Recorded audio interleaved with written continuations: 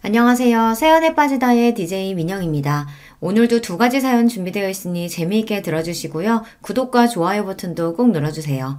그럼 오늘의 사연 함께 시작해 볼게요.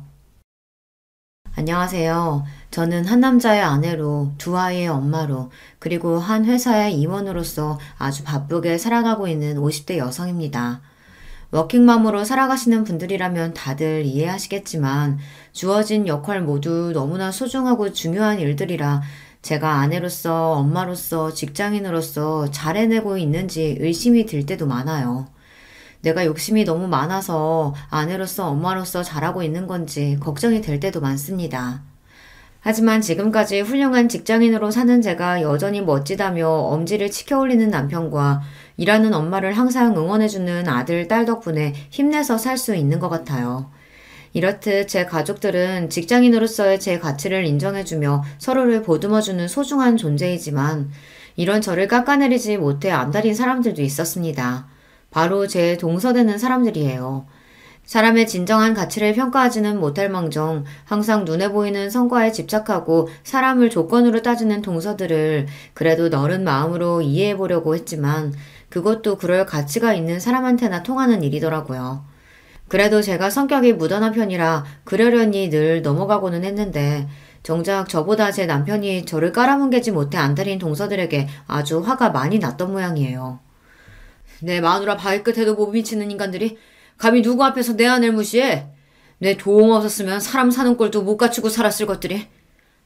아주버님, 저희가 잘못했어요. 그냥 저희는 아주버님 조건에 비해서 형님 조건이 떨어지니까 안타까운 마음에. 이게 아직도 정신을 못 차리고? 고정하세요, 아주버님. 저희가 정말 잘못했어요. 저희 남편이 부처님 가운데 토박이라고 불리는 사람이거든요. 평소에는 늘 허허 웃는 낯이라 좀 얕잡아 보는 어리석은 사람들도 많은 편인데 저들 역시 제 남편을 그렇게만 봤겠죠. 하늘 무서운 줄 모르고 저 깔보다가 저보다 또 더 저를 아끼는 저희 남편에게 호되게 세상 매운맛을 본 동서들이었죠. 대체 어떻게 된 이야기인지 궁금하신가요? 지금부터 그 자세한 이야기를 들려드리도록 할게요. 저희 남편은 삼형제 중 장남으로 태어났습니다. 형제 모두 머리가 좋은 편이라서 좋은 학교 나와 좋은 대학에 들어갔고요. 그 중에서도 제 남편이 공부 머리가 제일 좋았어요. 셋 중에서도 군계 일학이었죠. 대학도 가장 좋은 곳을 나왔고요. 저 역시 남편과 마찬가지로 저희 친정에서 가장 공부를 잘하는 자식이었습니다. 아무래도 대학 동기로 만나 남편과 유난히 마음이 잘 맞았던 것도 첫째로 태어나 집안 기대를 한껏 받으며 자랐다는 공통점이 있었기에 가능했던 것 아닐까 싶습니다. 저에게는 도련님이 되는 둘째 시숙과 셋째 시숙 역시 캠퍼스 커플로 만나 결혼까지 이르게 된 경우였어요. 아무래도 다들 비슷한 사람끼리 만나기 마련이니 그게 자연스럽기는 하죠. 하지만 맞이인 저희가 가장 먼저 결혼한 건 아니었습니다. 남편도 마찬가지지만 제가 일에 욕심이 좀 많은 편이거든요. 대학 졸업하고는 대학원에 진학한다고 박사학위까지 마친 후에는 제 커리어 쌓느라 바빠서 결혼은 차일피일 미뤄지고 있었습니다. 당시 제 나이를 고려하면 슬슬 혼기가 넘어가고 있었어요.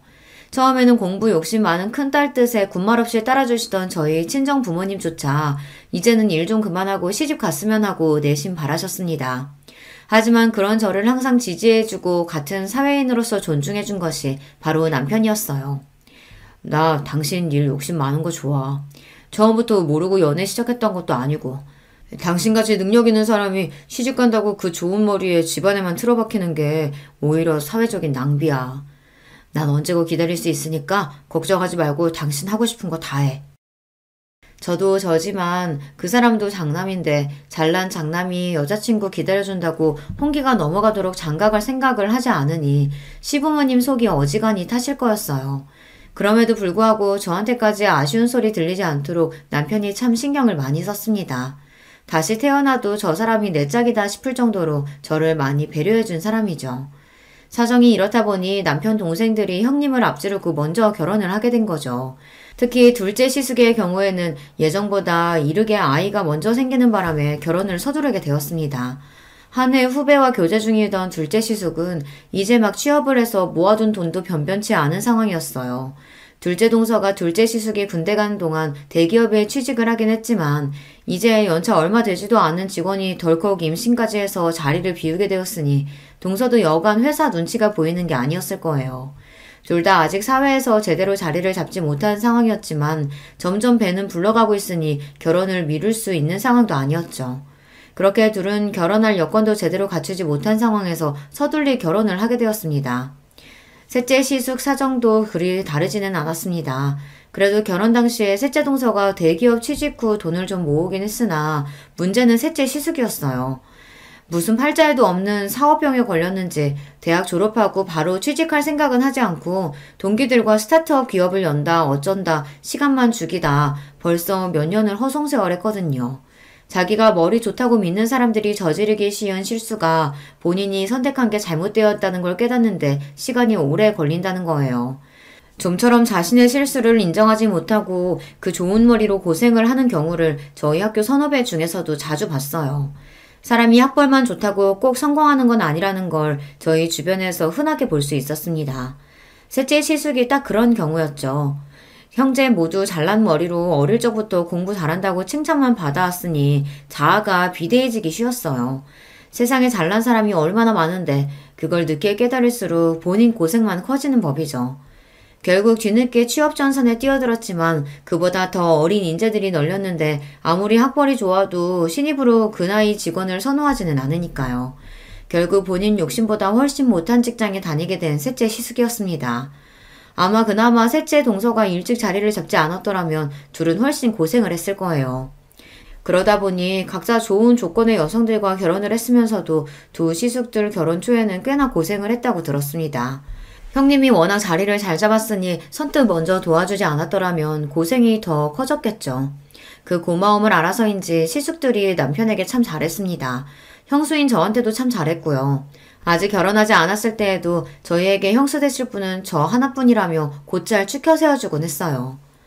우리 형 장가 좀 가게 해주세요, 형수님. 여자라곤 형수님밖에 모르는 사람인데 저러다가 진짜 노총각으로 늙어 죽겠어요. 얘가 경진이 부담스럽게 왜 이래. 때 되면 하겠지. 형이 이렇게 패기 없으니까 우리가 옆에서 더 이러는 거야. 남자가 할 땐 박력 있게 딱 얘기할 줄도 알아야지. 확실히 부드러운 남편 성격에 비해 사람도 좋아하고 말투에 자신감이 넘치는 시숙들이었습니다. 워낙 오래 본 사이라 예비 시댁 식구가 될 사람들이라는 부담감보다는 저도 그들을 편히 대했어요. 그래서 결혼해서도 시댁 식구들과는 잡음 없이 잘 지낼 수 있을 줄만 알았습니다.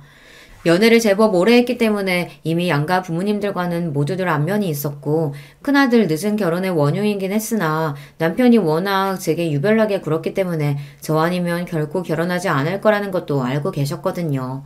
이러나 저러나 남편의 유한 성격은 시부모님 유전이었기에 이런 부족한 며느리도 사랑으로 감싸주셨죠. 저희 친정에서 제 남편에 대한 대접은 거의 국빈 대접이라고 해도 과언이 아니었습니다.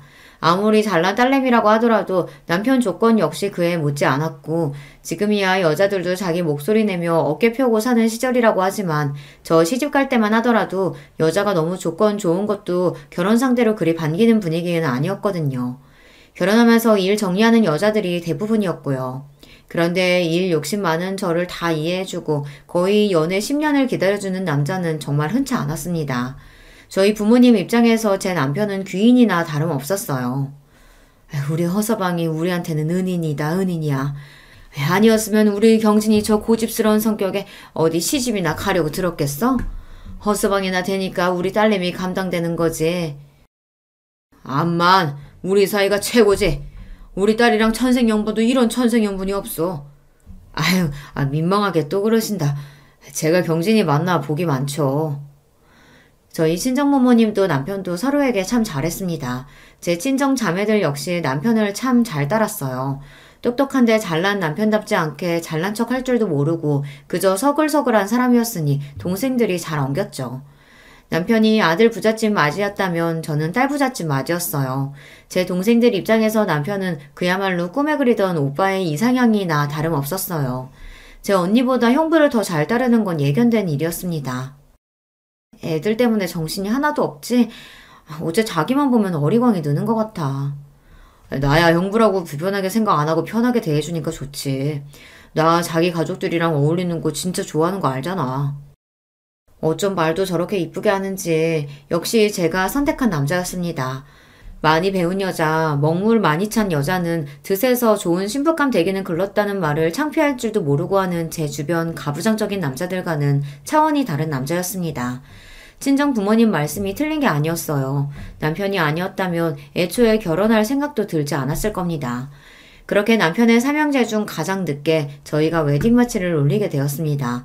그날은 양가 부모님들이 모두 눈물바람이었어요. 양쪽 집안에서 저희 결혼을 너무 기다리셨습니다. 남편은 그럴 만한 가치가 있는 일이었다고 했지만 제 욕심 때문에 양가 부모님은 물론 남편까지 너무 기다리게 한 것 같아 죄송스러웠어요. 그런 만큼 결혼해서 시부모님께도 그렇고 남편에게도 그렇고 정말 잘하리라고 굳은 다짐을 먹었습니다.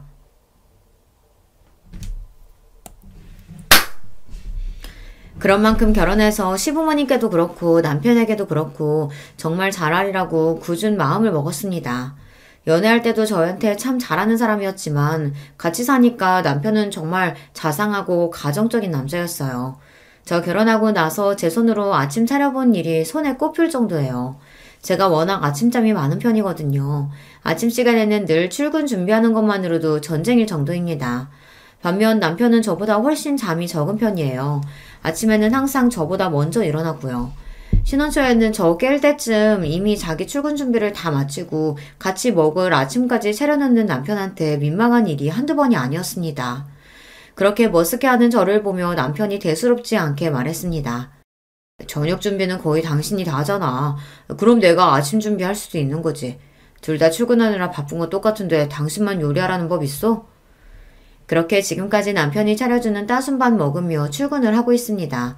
신혼 때와 한결같은 모습에 제가 남편 하나는 참 잘 골랐다 싶어요. 처음에는 이상하게 생각하던 친정 부모님도 이제는 좋은 사위 만나 딸 자식 호강하고 산다며 좋아하십니다.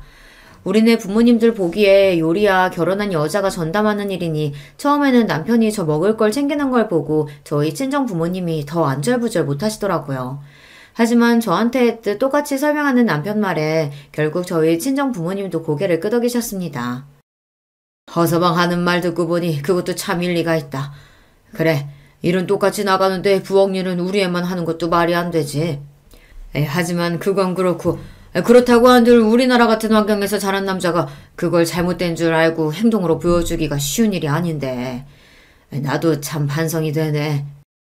제 말이 딱 그겁니다. 잘못된 걸 알았다고 주변 다른 남자들과 다르게 행동하는 게 우리나라 같은 사회에서 쉽지 않다는 거 저도 잘 알아요. 남편은 한마디로 주변 남자들의 공공의 적이었습니다. 자기들처럼 살면 편히 살 수 있는데 남편 하는 걸 보면 여자들이 한마디씩 할 테니 남자들 입장에서는 저희 남편이 곱게 보이지 않았겠죠. 그럴수록 저한테는 더더욱 예쁘고 귀한 남편이었지만 말입니다. 그런 저희 남편을 보며 자라서 그런지 시숙들도 퍽 가정적인 남자들이었습니다. 비록 형님 수준에 미치지는 못했지만 말입니다. 셋 다 술도 잘 안 하고 담배도 안 하고 칼퇴근하면 다른 데 안 가고 곧장 집으로 향하는 아내 바라기였어요. 시숙들은 벌써 저희보다 먼저 결혼해서 다들 시조카드를 두고 있었습니다. 다복하게 사는 시숙 가족들을 보니 저도 아이 생각이 절로 날 지경이었어요. 이렇게 다른 시대 가족들과는 돈독하게 지내면서도 아직 손 아래 동서들인 둘째와 셋째 동서와는 좀처럼 가까워지지 못하고 있었습니다. 둘 다 저희 남편하고는 참 잘 지냈거든요. 저희 남편이 철마다 아이들 선물이라며 재수씨들 선물까지 잘 챙기기도 했고 가끔 만나서도 아이들도 참 잘 봐줬으니 동서들 입장에서야 더할 나위 없는 아주버니였겠죠. 결혼하고 나서는 온통 저한테 맞춰 사는 남편이었으니 이전보다 자주 볼 일이 적어져 좀 서운한 것 같기도 했습니다. 그럴수록 제가 더 잘해야지 싶었어요.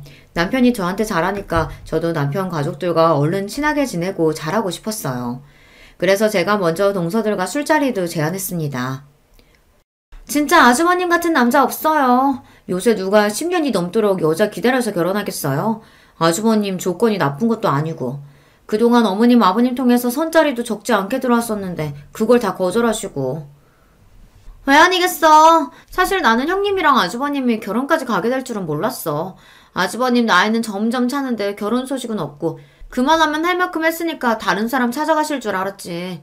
정말 우리 아주버님만한 순애보가 없다고. 처음엔 별로 친하지도 않은 손윗동서의 술자리 제안에 대면대면 하던 동서들도 술이 한 잔 두 잔 들어가더니 본심이 나오기 시작했습니다. 뭐 그 정도야 들어줄만 했습니다. 저희 결혼에 대해 주변에서 가타부타 말이 많은 건 사실이었으니까요. 대부분이 저를 기다리다 못해 제 남편이 저를 버리고 딴 여자로 갈아탈 거다. 뭐 그런 내용이었죠. 사정 모르는 남들이야 남의 이야기 그저 심심풀이로 쉽게들 이야기하곤 하잖아요. 제가 성격이 무딘 데가 있어서 그런지 그런 말에 크게 흔들리는 편은 아니에요. 동서들이 하는 말에도 별말 없이 고개만 주걱거리는 저를 보자 되려 그 둘이 머쓱해 보였습니다. 근데요, 형님. 저 예전부터 궁금했었는데요. 형님은 그렇게 공부를 많이 하셔놓고 왜 그렇게 작은 회사에 들어가셨대요? 제가 당시에 다니던 회사 규모가 작기는 했어요. 대학원에서 박사학위까지 따면서 공부를 마친 후에는 학교 연구실에서 근무를 했었습니다. 그러다가 경력이 좀 쌓였더니 주변에서 저를 좋게 봐주신 모양인지 제법 제 평판이 괜찮게 소문이 났더라고요. 해외 학술지에 연구 논문이 실리면서부터 일명식도 없던 곳에서 스카우트 제의가 들어오기도 했어요. 최종적으로 제가 자리를 옮긴 곳은 같은 학교 선배이자 연구실 선배이기도 한 지금의 회사 대표님이 갓 설립한 신생 기업이었습니다. 처음 시작할 때 직원이 10명이 채 되지 않았으니 중소기업 치고도 규모가 작은 편이었죠. 셋째 동서가 의문을 가질 만도 하다고 생각했습니다. 지금 회사 대표님이 내가 평소에 존경하던 선배님이시거든. 같이 일하면서 배울 점도 많았고 학교에서 인정도 받고 계시고 지금은 작아도 앞으로 성장 가능성이 높다고 생각해서 자리 옮기게 됐어. 아무리 그래도 이제 막 시작한 작은 회사인데 좀 위험하지 않아요? 전에 연구원 다니셨다면서요. 남보기에도 그쪽이 훨씬 낫잖아요. 저는 저 나름대로 제 미래가 걸린 일이니 신중하게 생각해서 결정한 일이거든요. 그리고 실제로 아직 규모가 크지 않았음에도 불구하고 각종 정부 사업도 따내고 해외에서도 슬슬 입질이 올 정도로 작지만 내실 있는 회사였습니다. 같은 업계에서도 떠오르는 우수 기업으로 평가를 받고 있었고요. 하지만 그거야 아직 업계 내부 사람인 저희끼리 이야기고 아무래도 일반 대중들이 보기에는 회사 규모도 크고 이름도 유명한 대기업이 훨씬 좋아 보이겠죠. 두 사람 모두 대기업에 다니고 있으니 아무래도 대기업 사원으로서의 자부심도 있을 테고요. 요즘도 그렇지만 당시에도 대기업 들어가기가 쉽지 않았어요. 열심히 공부해서 어렵게 들어간 회사일 테니 애사심이 넘칠 수도 있죠. 물론 유명한 회사 다니는 것도 좋지. 그런 직장 다니는 사람들도 대단하다고 생각하고 나도 내 나름대로 내 장래를 생각해서 결정한 거라 아직까지는 별로 후회된다는 생각은 안 드네. 그냥 이렇게 두루뭉술 말했어요. 괜히 대기업 다니는 동서들 심기 거스르고 싶지도 않았고 아무래도 저희 회사가 전문 분야를 다루고 있다 보니 그걸 일일이 설명하는 것도 술자리 화제로는 어울리지 않는 것 같아서요. 그리고 그 얘기는 어영부영 마무리가 되었습니다. 그거 말고도 화제거리야 많으니까요. 형님, 아이 계획은 있으세요? 아주버님이나 형님이나 이제 나이가 적지 않으신데 이제 더 미루면 안 되지 않겠어요? 그래야지. 생기면 생기는 대로 낳을 생각이야. 생기는 대로 낳는다뇨. 형님 이제 그러실 나이 아니에요. 일 그만두고 임신 준비만 해도 늦는다고요. 당시 제 나이가 30대 중반을 향해 가고 있었습니다. 지금으로서야 30 넘어 결혼하는 경우가 대부분이니 늦었다고 하기도 민망한 나이지만 저 결혼한 지 얼마 안 된 시점만 하더라도 초산의 제 나이인 산모는 드물긴 했습니다. 그래서 결혼하면서 남편보다 제가 먼저 아이 이야기를 꺼내기도 했어요. 물론 남편인 괜히 제가 스트레스 받을까봐 너무 급하게 생각하지 말고 기다려보자고 하긴 했지만요. 그래서 저 역시 가급적이면 아이가 얼른 생겼으면 했지만 제 일에 대한 이야기까지 건드리는 건 좀 불쾌했어요. 말씀드렸다시피 제가 일 욕심이 있어서 지금까지 공부하고 커리어 쌓느라 결혼이 늦어진 건데 결혼과 출산 때문에 그걸 놓을 생각은 전혀 없었습니다. 걱정해주는 건 알겠는데 다른 건 몰라도 일만큼은 뭐라고 안 했으면 좋겠어. 나한테는 정말 중요한 문제거든. 아이 가지기 위해서건 낳고 나서건 일 그만둘 생각은 전혀 없어. 동서들도 조카들 낳고도 회사 잘 다니고 있잖아. 그거야 저희는 애들 낳을 때 나이가 어리기도 했고 또 저희는 대기업 다녀서 회사 복지도 잘 되어 있잖아요. 아무래도 중소기업이랑은 다르죠. 제가 중소기업에 다니기는 했지만 저희 회사 복지도 대기업 못지 않았어요. 애초에 선배 회사에 들어갈 때 그런 부분도 고려를 안 한 게 아니거든요. 작은 회사 들어가서 노동력 착취당하고 고생하던 친구들도 있었기에 그런 부분에는 예민한 편이거든요. 선배는 당시로는 흔치 않게 유학 경험도 있고 그런 부분에서도 선진적인 데가 있었습니다. 지금은 흔한 형태이지만 전 직원들에게 회사 지분 일부와 인센티브를 제공하기도 했고요. 현재보다 미래가 기대되는 회사이기에 이런 점들이 모두 매력 포인트로 다가왔습니다. 한마디로 동서들에게 그런 걱정을 들어야 할 필요는 없었다는 거예요. 어쨌든 그런 점들 또한 일일이 설명할 필요는 없다고 생각했기에 그것도 그냥 그렇게 넘겼습니다. 이래저래 걸리는 부분들은 좀 있었습니다만 이만하면 생각보다 그 자리가 그렇게 힘들지는 않았다고 생각했어요. 비록 자신들이 다니는 대기업에 대한 자부심이 좀 지나쳐서 다른 사람 일자리를 좀 업신여기 있는 경향이 있다고 느껴지기는 했으나 그런 사람들이야 워낙 많이 봐서 그러려니 하기도 했고요. 그리고 내내 직업인으로서만 산 저보다는 직장 경험과 결혼 생활을 모두 겪어본 동서들이 하는 말이 더 현실에 기반하고 있지 않을까 싶기도 했어요. 비록 그 둘이 제 손 아래 동서라고 하지만 결혼 생활을 저보다 훨씬 길게 한 사람들이니 손이 하면서 있지도 않은 권위를 내세울 생각도 없었고요. 무엇보다도 실전에서는 경험이 깡패 아닙니까? 결혼 전에 몇 번 보지 못해서 둘을 잘 알지는 못했지만 그래도 그 두 사람이 손이똥서인 저와 일부러 잘 지내지 않으려고 하는 게 아니라면 제게 공격적으로 나올 이유가 없었으니 결국엔 다 저 좋으라고 하는 소리겠거니 했습니다. 그런데 남들 귀에는 별로 그렇게 들리지 않았나 봐요. 그러고 나서 얼마 지나지 않아 명절을 맞이해 시댁에 온 가족이 모였습니다. 저희 친정은 저보다 일찍 결혼한 여동생들이 있긴 해도 아직 아이가 없어서 명절이라고 그렇게 시끄러운 편이 아니에요. 그런데 시댁에는 아이들도 여럿이다 보니 북적북적한 게 제법 텔레비전에서 나오는 명절 분위기가 나더라고요. 좀 정신이 없기는 했지만 이것도 나름 명절답고 괜찮다 싶었습니다. 차례 지내고 할 일 다 끝나고 나니 다들 맛있는 거 먹으면서 서로 근황도 전하고 이야기꽃을 피웠습니다. 얼마 전 동서들끼리 술자리를 가졌다는 말에 둘째 시숙이 너스레를 떨었습니다. 형수님, 저희는 쏙 빼놓고 여자들끼리만 술 마시고 서운합니다. 도련님도 참, 저희는 저희끼리도 자주 봤잖아요. 다들 부인들이 어찌나 예쁜지 잘 보여주지도 않는 바람에 이렇게라도 얼굴 보고 대화 좀 했어요. 그래서 여자들끼리 즐거운 시간 보내셨어요? 그럼요. 서로 얘기도 많이 하고 특히 동서들이 내 걱정 많이 해주길래 내가 도움이 많이 됐어요. 걱정? 아, 우리가 아직 아기가 없으니까 아무래도 동서들이 걱정이 됐나 봐. 내가 다니는 회사가 작으니까 아이 준비하면서 다니기 힘들까 싶어서 걱정도 해주고. 아무래도 결혼 선배님들이시니까 내가 미처 생각하지 못했던 부분들 얘기도 많이 해주더라고. 저는 정말로 호의로 받아들여서 이야기를 한 건데 두 동서 표정이 당황스러움으로 물들었습니다. 남편을 포함한 삼형제 얼굴도 뭔가 애매하더라고요. 그제야 내가 꼬아 얘기한 걸 굳이 쫙쫙 펴서 들은 건가 싶었습니다. 상황이 뭔가 요상하게 돌아가기 시작하자 남편이 애써 굳힌 얼굴을 풀고 말했습니다. 우리 재수씨들이 손일 형님 들어오셨다고 이래저래 걱정이 많으셨나 보네. 그래도 이 사람이 똑부러진 사람이라 걱정하실 일은 없을 거예요. 더군다나 남편인 제가 이 사람 능력 있는 걸 이렇게나 좋아하는데 걱정하신 만큼 제가 더 잘하겠습니다. 특히나 제가 능력 있는 걸 좋아한다는 부분을 힘주어 말하는 남편이었습니다. 한마디로 내 아내 직장 문제 가지고 왈가왈부하지 말라는 경고나 다름없었어요. 부드럽게 말하기는 했지만 평소에 워낙 싫은 말 하는 일이 없는 사람이라 그런지 두 동서들 표정이 경직되는 게 느껴졌습니다. 아니 저희는 그냥 걱정이 돼서요. 아주머님이 여기서 어떻게 더 잘하시겠어요? 평소에도 그렇게 잘하시면서. 그럼요. 저는 두 분 닮은 조카 얼른 보고 싶은 마음에 말씀드린 거예요. 급히 수습하는 둘을 보자니 내가 눈치가 없었구나 싶었습니다. 저 둘이 설마 저를 견제하리라고는 생각도 못했거든요. 이미 이 집 식구로 잘 자리 잡은 사람들이고 아직 잘 알지도 못하는데 그럴 이유가 있겠나 제가 너무 단순하게 생각한 거죠. 동서지간이라는 거 생각보다 참 복잡한 거더라고요. 단순한 인간관계를 지향하는 저로서는 좀 이해하기 힘들었지만 그래도 아직은 좋은 게 좋은 거라고 모두와 잘 지내고 싶었기에 다음에는 이런 화제 꺼낼 때 좀 조심해야겠다 싶었습니다. 좀 그렇네. 남의 직장 이야기는 그렇게 경솔하게 하는 게 아닌데. 집에 돌아와서까지 답지 않게 기분 나쁜 티를 내는 남편이었습니다. 자기 일로는 참 무던한 사람인데 저나 나중에 태어난 아이들 문제로는 민감한 데가 있더라고요.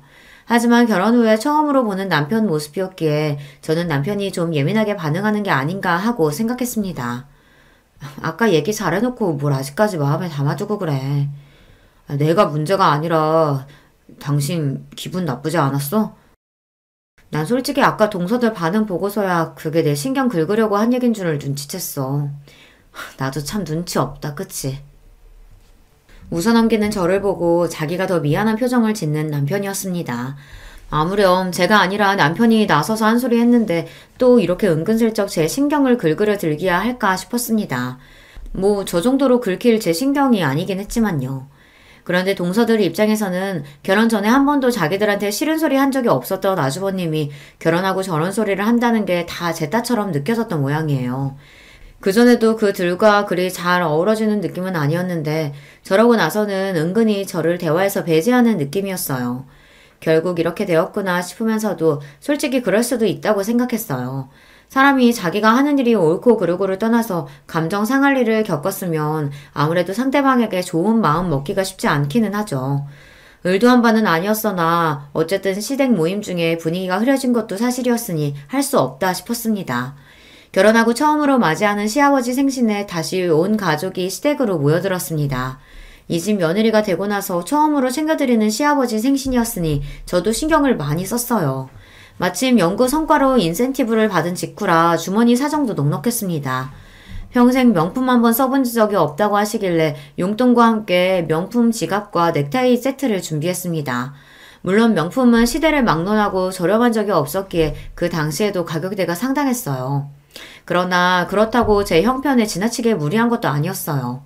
그걸 알고 있으니 남편도 굳이 말리지 않는 게 아니겠습니까? 오히려 제가 이렇게 단단히 준비한 게 본인 면이라도 세워주는 것처럼 으스케하는 남편이었어요. 시아버지한테 명품 선물하는 며느리라니. 내가 역시 능력 있는 여자 제대로 잡았지. 호태훈이 아주 봉잡았다. 하여튼 너스레는. 남편 말에 민망하면서도 기분은 나쁘지 않았습니다. 부디 시아버지께서도 저렇게 좋아해 주셨으면 더 바랄 게 없겠다 싶었죠. 다행히 선물 받고 아버님이 아주 기뻐하시더라고요. 세상에 내 팔자에 명품을 다 써보고 내가 우리 큰며느리 덕에 아주 호강한다. 고맙다 아가. 내가 아주 평생 아껴 쓸게. 아휴 아니에요 아버님. 별거 아니에요. 해지면 새 걸로 바꿔드릴 테니까 아끼지 말고 편하게 쓰세요. 와 우리 형수님 멋있다. 역시 능력자는 다르네. 하여튼 너스레 떠는 건 이 집 남자들 유전인가 봅니다. 어머님까지 그 광경을 보며 만면에 미소를 띄우셨습니다. 이 분위기에 좀처럼 섞이지 못한 건 동서들 두 사람 뿐이었어요. 우리 형님 시집 오셔서 처음 맞는 시아버지 생신이라고 무리하셨네. 당분간 좀 힘드시겠어요? 그러게 작은 회사에서 월급도 얼마 안 나올 텐데. 이번에는 눈치 없는 저도 대번에 알아차릴 수 있을 만큼 두 사람 말투에 가시가 돋쳐 있었습니다. 순식간에 주변 분위기가 찬물을 끼얹은 것처럼 싸하게 가라앉았어요. 순간 성질을 못 이기고 내뱉어놓고 둘 다 아차 하는 게 보이더라고요. 그래봤자 늦었지만 말입니다. 이 사람이 분위기 좋은데 괜히 왜 심술이야. 형수님이 어려서니 알아서 하시겠지. 작은 회사니 어쩌니 하는 소리가 왜 나와? 아니 우리는 걱정돼서 하는 말이지. 그래도 이 사람이. 한창 분위기 좋았는데 순식간에 불화의 씨앗이 싹 탔습니다. 특히 시부모님 표정이 너무 안 좋더라고요. 너희들이 그렇게 말하면 내서 준비한 큰애 기분이 어떻겠냐? 받는 나는 또 어떻고? 그러게 말이다. 너희들 지금 너희 큰형님만 무안준 게 아니라 네 시아버지까지 물색 없는 사람 만든 거야. 좋은 날 이게 무슨 일이니? 중간에서 저만 괜히 새우등 터져서 안절부절 못했습니다. 그런 저를 보더니 남편이 제 손을 꼭 쥐고는 낮은 목소리로 말했어요. 제가 저번부터 말하고 싶었는데 대체 왜 그렇게 이 사람 직장을 까내리지 못해서 날린 겁니까? 이 사람 능력 업계에서도 알아주는 사람이고 그래서 지금 회사도 대표한테 직접 스카우트 받아서 좋은 대우 받으면서 간 거예요. 그래서 들어가면서도 과장 직감 단 거고요. 중소기업이라니까 무슨 구멍가게라도 되는 줄 아시는 모양인데 내실 있는 기업이라고 평판도 좋아요. 그런 거 다 떠나서 이전부터 어떻게든 이 사람 트집 잡으려고 하는 것 같아서 남편으로서 기분이 쏙 좋지 않네요. 앞으로는 더 조심하셨으면 합니다. 이제 아주 대놓고 경고하며 제 편을 드는 남편이었습니다. 동서들이 말실수한 게 있으니 아무도 그 말에 의의를 제기하지 않으셨어요. 방금 건 저도 동서들이 선 넘었다 싶었습니다. 제가 마음에 들지 않는 건 들지 않는 거고 굳이 어른들을 들리시는 데에서까지 저러는 건 지나쳤죠. 물론 이번에도 제가 이야기하기도 전에 제 남편이 상황을 정리했지만요. 이런 걸로 절대 서운하게 하는 법이 없는 사람이었습니다. 기껏 좋은 선물 준비해서 시아버지께서 생신날 기쁜 마음만 가지셨으면 했는데 또 경솔한 발언을 한 돈서들 때문에 기쁨이 반감된 것 같아 저도 기분이 썩 좋지 않았습니다. 하필 생신에 왜 그런 소리를 해서 다음에 저런 소리 하면 그때는 나도 제대로 한 소리 해야지 싶었습니다. 그렇게 애매한 분위기 속에 자리를 파하게 되었어요. 그리고 얼마지 않아 저에게 기쁜 소식이 생겼습니다. 오랜 시간 공을 들였던 프로젝트가 성황리에 마무리되어 해외 특허까지 따내게 된 거였어요. 대부분의 프로젝트 책임자가 선배인 대표님이었던 예전과 달리 제가 단독으로 책임자로 나선 건이었죠. 당연히 대표님도 뛸 듯이 기뻐하셨습니다. 내가 뭐라 그랬어? 내가 너 연구실 나온 거 절대로 후회하지 않게 해줄 거라고 했지? 여기서 훨씬 네 재능 펼칠 기회 많을 거라고. 내가 사람 보는 눈이 틀리지가 않았어. 회사에서는 깍듯하게 직급으로 부르던 것도 있고 기쁨을 감추지 못하는 대표님이셨습니다. 저 역시 뿌듯했어요. 연구실 시절 제 이름으로 논문 기재에 성공한 적이 있기는 해도 이렇게 눈에 띄는 성과는 저도 처음이었으니까요. 지금까지 긴 시간 밤을 새워가며 열심히 공부한 보람이 느껴지는 순간이었습니다. 과장으로 입사한 지 1년을 조금 넘긴 시점에 승진까지 하게 되었어요. 무려 부장 자리였어요. 아무리 작은 회사라고 해도 제 나이를 고려했을 때 초고속 승진이나 다름없었습니다. 차장 직급이 없는 저희 회사에서는 다음에 승진하면 바로 이사진으로 경영 참여가 가능할 정도였어요. 규모가 작은 만큼 전문 인력으로만 채운 자리였기 때문에 쉽지 않은 일이었습니다. 게다가 회사는 날이 다르게 기업 가치를 높여가고 있었습니다. 얼마 전 상장한 이후 입사 때 제게 주어진 회사 지분의 가치가 쑥쑥 올라가고 있었고요. 이래서 회사 스타팅 멤버로 들어가는 게 참 중요해요. 이 기쁜 소식을 가장 먼저 전한 건 역시 남편이었습니다. 근무 시간 중에 전화를 받아놓고도 제가 승진 소식과 프로젝트 성공 소식을 함께 전하자 전화통이 떠나가도록 기뻐서 소리를 지르는 남편이었습니다. 여보, 정말 축하해. 우리 경진이 진짜 대단하다. 그동안 그걸로 그렇게 가슴을 졸이더니 결국은 해내는구나. 이제 이 과장님이 아니라 이 부장님이네? 신랑은 이제 간신히 과장 달았는데 우리 마누라는 부장님이라니. 내가 알아서 모셔야겠다. 이렇게 아니라 오늘은 축하 파티를 제대로 열어주겠다는 남편을 겨우 진정시켜 전화를 끊었습니다. 기쁜 일이 생겼을 때 나보다 더 기뻐해주는 사람이 있다는 게 참 좋더라고요. 역시 이 사람과 결혼하길 잘했다는 생각에 뿌듯했습니다. 신이 난 남편이 사방에 전화를 돌리는 바람에 온 식구들이 제 승진 소식을 당일에 접하게 되셨어요. 친정이고 시댁이고 할 거 없이 말입니다. 친정 부모님과 시부모님들이 다들 고생했다며 내일처럼 기뻐해 주셔서 몸둘 바를 모르겠으면서도 기분이 좋았어요.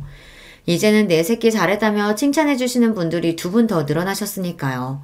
시숙들 역시 축하 전화를 걸어왔습니다. 우리 형수님 진짜 대단하다. 나는 부장님은 배불뚝이 중년 아저씨나 돼야 되는 건 줄 알았는데 우리 형수님은 벌써 관리직급이네요. 나 아는 중에 가장 출세한 사람이 형수님인 거 알아요? 우리 파티해야죠, 파티. 이런 경사에. 아휴, 파티는 무슨. 축하해 주신 것만으로도 감사해요. 한사코 거절하는 저에게 파티를 해준다고 난리가 난 둘째 시숙이었습니다. 저를 축하하려고 하는 것 또한 진심이었겠지만 얼마 전 시아버지 생신날 서로 감정 상한 일이 있었으니 제 승진 축하 겸 동서들과 감정을 풀 자리를 만들려고 한 거겠죠. 저 역시 앞으로 계속 볼 사람들이라면 얼른 감정을 풀고 잘 지내고 싶었기에 평소와 달리 화끈하게 말했습니다.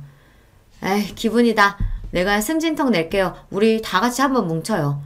와, 화끈하다. 그렇게 세 부부끼리 회풀을 푸는 자리가 마련되었어요.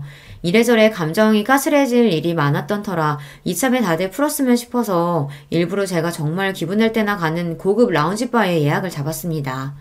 당시에는 아직 그런 문화가 활성화되지 않아 저랑 남편을 제외하고 그런 고급스러운 곳은 처음 경험하는 거였어요. 와, 형수님 오늘 단단히 준비하셨네. 형수님 덕분에 이런 데도 나와보고 진짜 호강하네요. 아직 꽁한 기분으로 나와 떨떠름하게 서있던 동서들도 모임 장소를 보더니 눈이 휘둥그레졌습니다. 대기업 접대 자리로도 이용되는 곳인데 아무래도 동서들은 아직 평사원이다 보니 이런 곳에 와볼 일은 없었겠죠.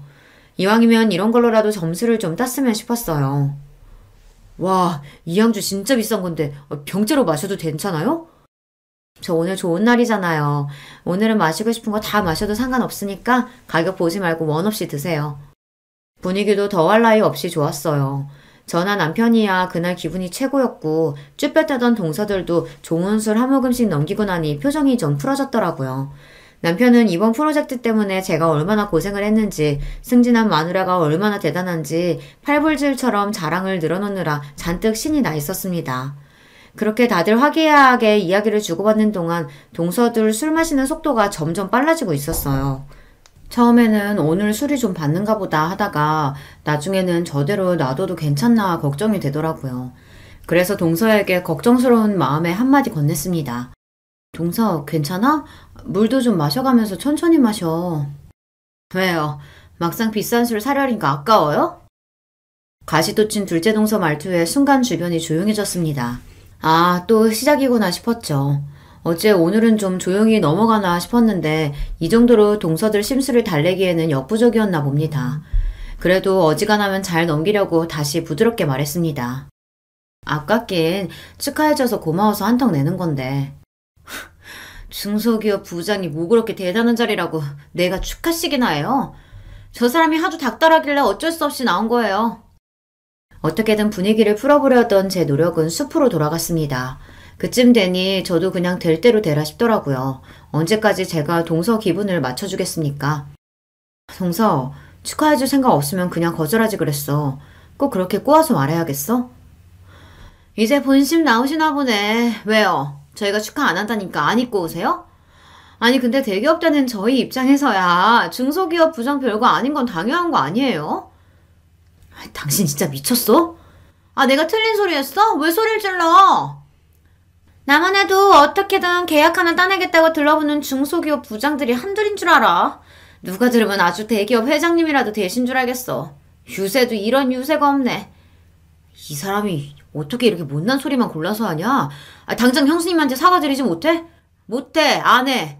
내가 뭐가 아쉬워서 중소기업 직원한테 사과씩이나 해야 돼? 아주 가관이었습니다. 더는 못 봐주겠기에 한 소리 하려던 차에 남편이 먼저 선수를 쳤습니다. 다들 입 닥치지 못해? 남편 입에서 처음 듣는 욕설에 다들 그 자리에 얼어붙어 버렸습니다. 욕을 듣는 당사자인 동서들도 그렇지만 저도 정말 놀랐어요. 남편이 그렇게까지 화내는 모습은 그때 처음 보았습니다. 내가 내 마누라 자랑스러워서 부르는 자리에 유세? 이 사람은 평생 자기 자랑이라고는 할 줄 모르는 사람이야. 꼴랑 대기업 다닌다는 이유로 세상 제일 잘난 줄 착각하고 사는 니들하고 같을 줄 알아? 우리 와이프야말로 이런 식으로 엮이지 않았으면 니들 같은 인간들하고는 어울릴 일이 없는 사람이라고, 알아? 당장이라도 잡아먹을 듯한 기세로 고함을 치는 남편 모습에 두 사람이 벌벌 떨기 시작했습니다. 중소기업 부장이니 대단할 것도 없다고? 무식한 소리하고 자빠졌네. 이 사람 회사 가치는 지금 시가총액 100억이 넘어. 니들은 신문도 안 보냐? 이 사람이 성공시킨 프로젝트로 정부 계약에 해외 특허까지 따냈다고. 그런 인재들 사이에서 부장까지 올라갔단 거야, 이 사람이. 이 사람이 니들처럼 일반 직원인 줄 알아? 이 사람 회사 지분까지 가진 사람이야. 회사 주주라고. 이 대기업에 붙어서 월급이나 타먹을 줄 아는 것들아. 100억이니 정부 계약이니 해외 특허니 회사 지분 이야기까지 나오자 동서들 얼굴이 새파랗게 질리기 시작했습니다. 만만하게 생각했던 작은 중소기업이 자기들 생각과는 달리 보통이 아니라는 걸 이제야 간신히 깨닫게 된 거죠. 물론 제가 그런 사람이든 아니든 간에 사람 제 밑으로 보고 깔보는 건 잘못한 일이죠. 그래도 자기들 보기에도 대단하다는 생각이 들었는지 순간 쳐다보는 제 눈빛에 주춤 눈치를 보는 꼴이 어이가 없으면서도 좀 고소하더라고요. 저는 이만하면 됐다 싶었는데 남편은 아직도 분이 풀리지 않는지 씩씩 숨이 거칠었습니다. 내가 니들 결혼할 때 어떻게 했는데 아직 자리도 제대로 못 잡은 니들 사람 사는 것처럼 살게 해주겠다고 내가 그렇게 도왔는데 감히 내 아내를 이런 식으로 대?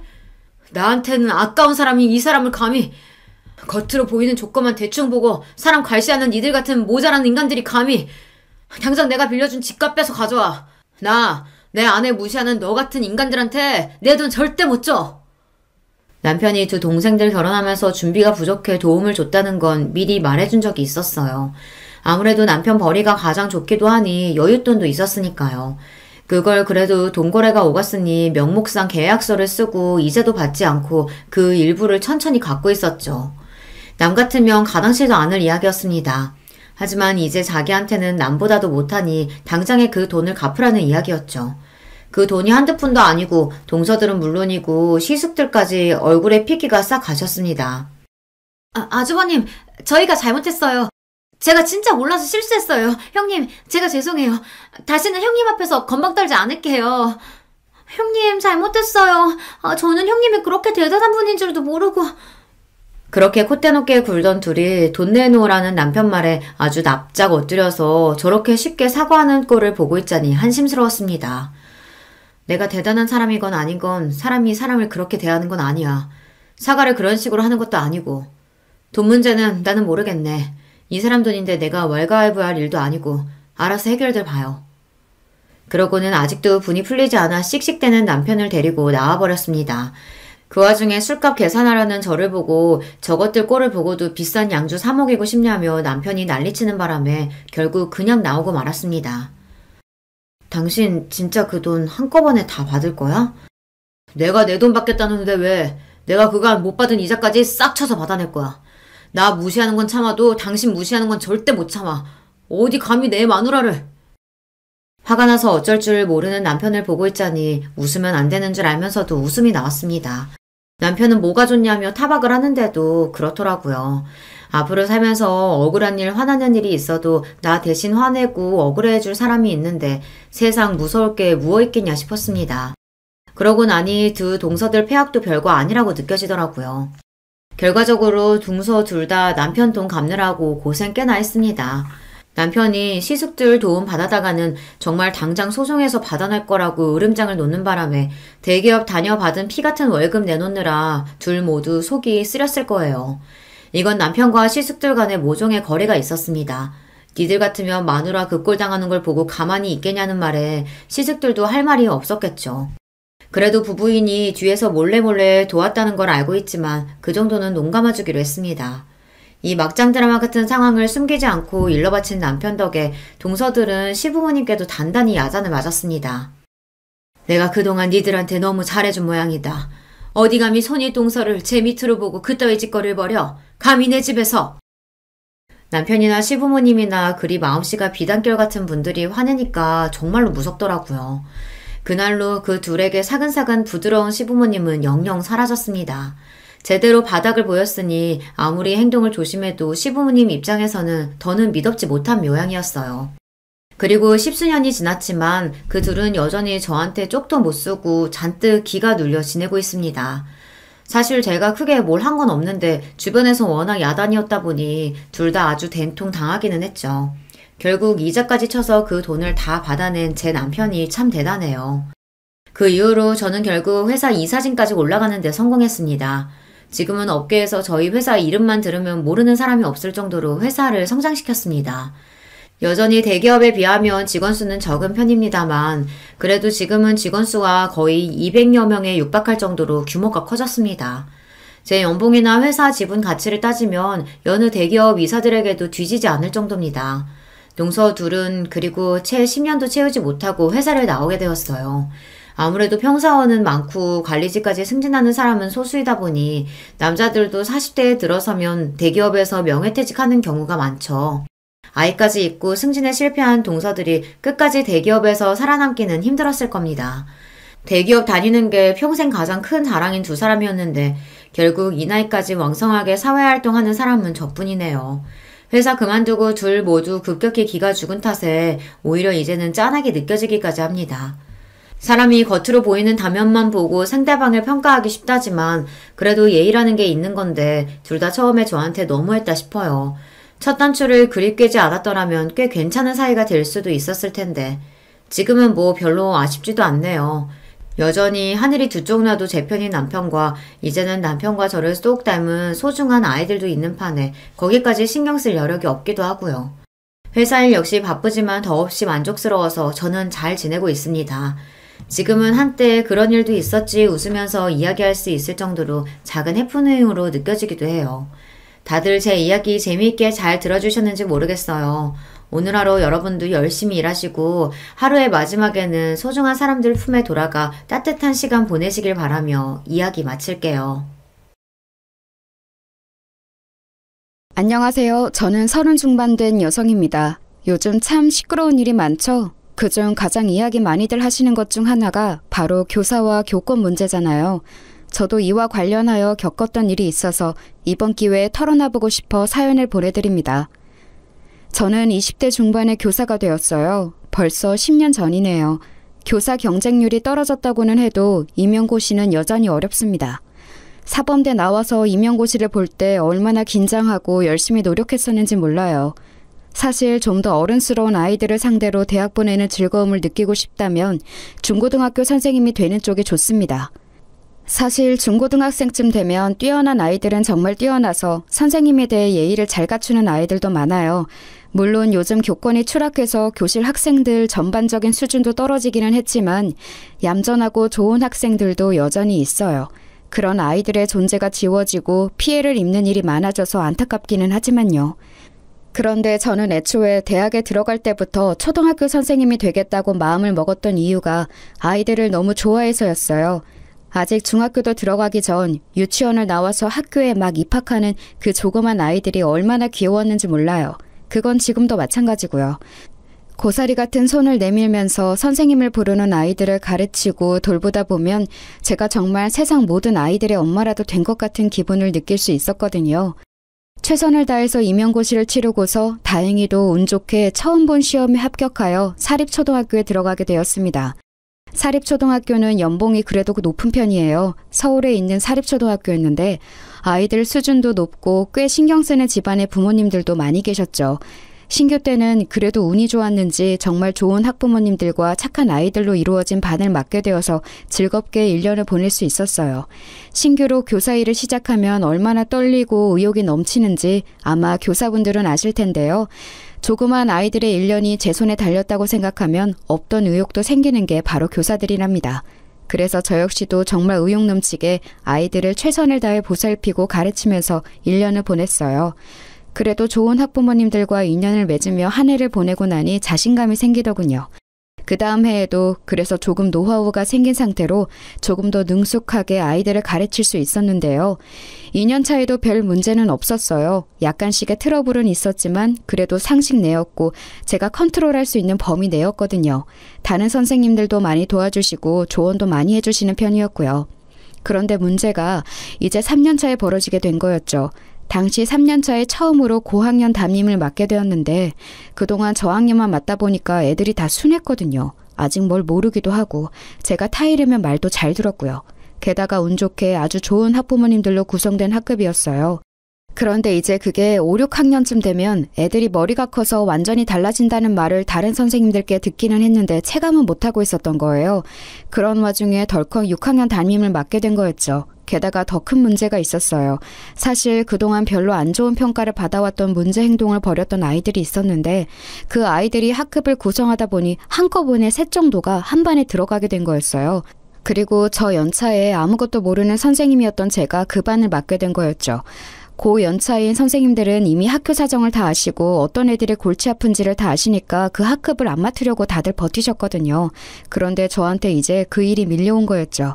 아직 아무것도 모르고 저학년 아이들 그래도 나름 별탈 없이 2년 동안 잘 가르쳤고 그랬으니 저 연차 젊은 여선생님한테 골치 아픈 애들을 그냥 떠맡겨버린 거였어요. 저는 사실 그것도 모른 채로 처음 만난 고학년이니 정말 잘 준비해서 가르쳐야겠구나 하면서 준비를 열심히 했었죠. 새학기가 되어 처음 교실에 들어갔는데 애들이 난장판이더라고요. 원래 애들이란 쉬는 시간에 선생님 없을 때는 난장판인 게 당연하니까 저는 그냥 그러려니 했어요. 그리고 모두 앉으라고 이제 수업 시작하겠다고 이야기를 했죠. 그런데 몇몇 애들을 제외하고는 애들이 조용하지를 않는 거예요. 제 말도 안 듣고 그냥 자리에 서서 계속 떠들고만 있어서 선생님이 들어온 줄을 모르나 하고서 좀 소리를 높여서 애들을 불렀어요. 애들아 이제 좀 조용히 하고 수업 시작하자 이런 식으로 이야기를 했죠. 그랬더니 반 애들이 저를 쓱 돌아보는데 좀 귀찮다는 눈길 있죠? 그런 식으로 돌아보더군요. 저학년 애기들한테서는 한 번도 받아본 적 없는 시선이라서 저는 좀 충격을 받기도 했습니다. 그런데 겨우 시선 가지고 애들 타박할 수는 없는 노릇이라 그냥 서서 애들이 간신히 자리에 앉는 꼴을 보고 있었죠. 그중에 유달리 한 애가 느적거리면서 늦게 자리로 가서 앉더라고요. 앉아서도 계속 다리를 떨고 책하고 공책을 집어던지면서 중얼중얼대고요. 솔직히 저는 그 애가 요새 문제되는 발달장애라도 가진 아이인 줄 알았어요. 하지만 제가 입안을 맡을 때 그런 특성을 가진 아이는 없다고 알고 있었고 전달받은 바도 전혀 없었거든요. 그래서 좀 수상해서 걔를 자세히 들여다보고 있었죠. 첫날은 어찌어찌 지나갔는데 바로 그 다음날부터 시끄러워지기 시작했어요. 다음날 제가 수업에 들어가니까 애들이 여전히 떠들고 있더라고요. 그래서 다시 자리에 앉으라고 이제 수업 시작한다고 제가 소리를 좀 높였어요.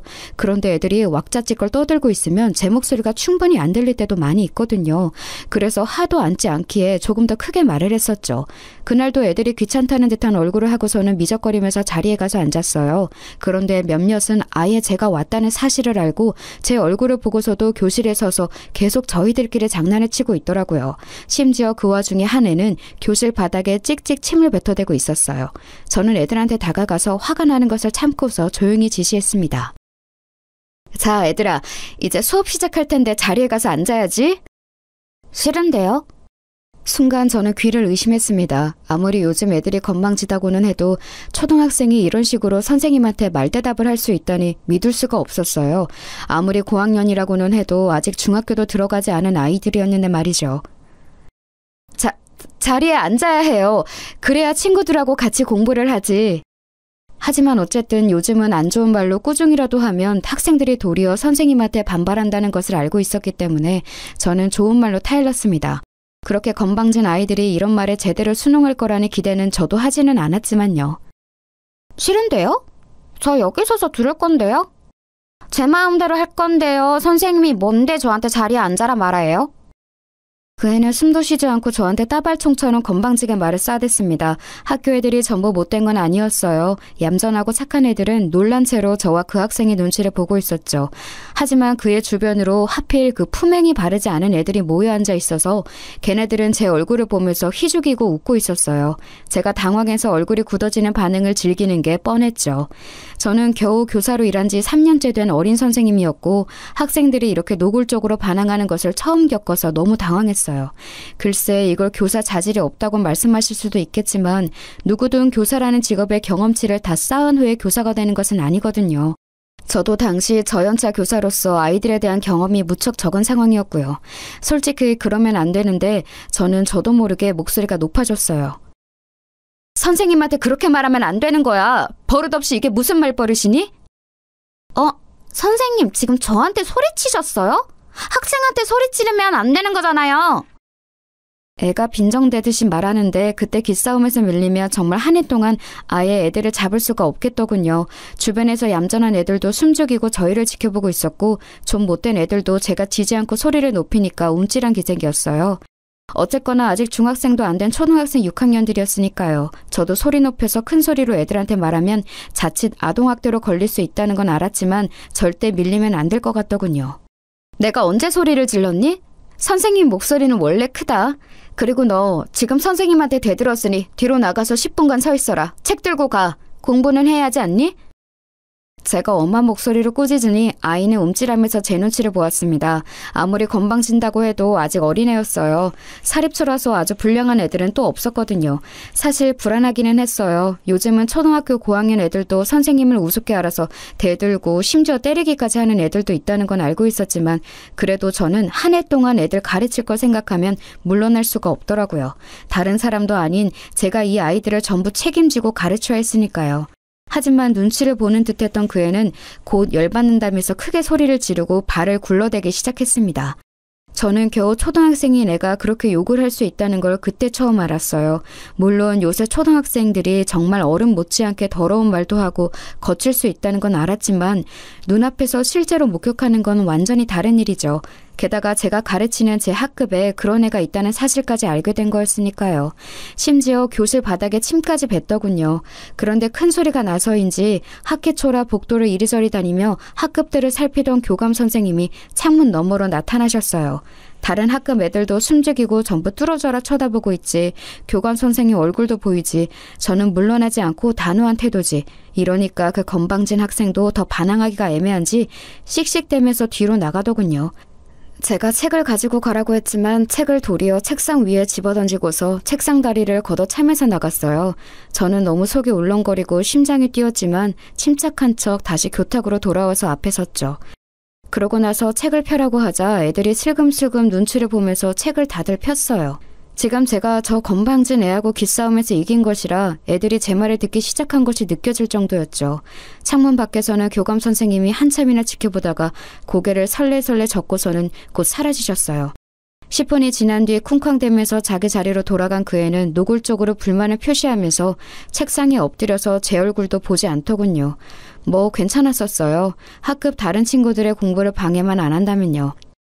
문제는 그런 애가 하나 있으면 학급의 면학 분위기가 애초에 다 흐려져 버린다는 거였죠. 순하고 모범적인 대다수의 학생들이 그렇게 마음대로 멋대로 행동하는 아이 두세 때문에 공부도 하지 못하고 선생님에게 제대로 된 지도도 받지 못한 채로 피해를 보는 경우가 많거든요. 그래서 저는 그 애를 비롯해서 아까 저한테 빈정대는 눈길을 한 3명한테는 절대 기싸움에서 밀리면 안 되겠다는 생각이 들었어요.